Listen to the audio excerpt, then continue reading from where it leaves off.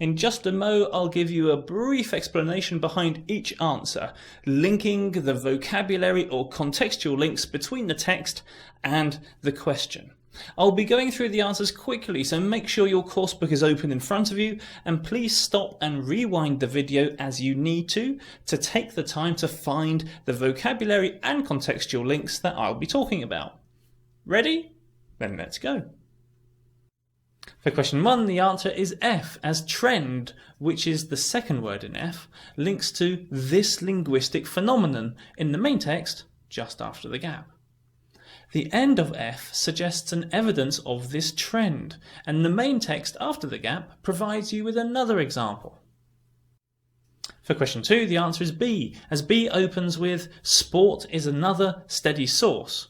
A source referring back to this linguistic phenomenon in the main text before the gap.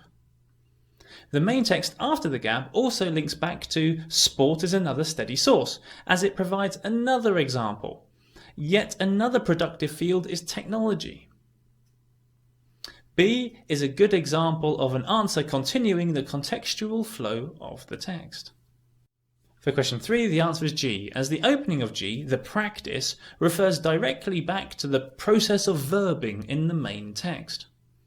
G also gives you historical examples, whereas the main text after the gap brings the issue up to date by saying, there is a difference today, though.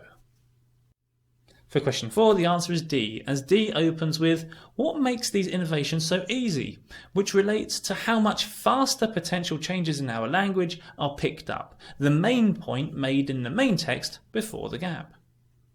D later on talks about changes to the form of words, which the main text discusses after the gap.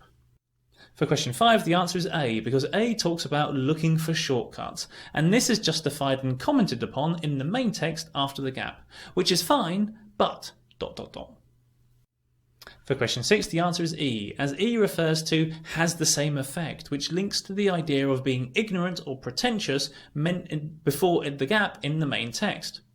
You can also see a link between the end of V, which discusses why some language lovers dislike verbing so much, with what follows next of some verbs upsetting some more than others.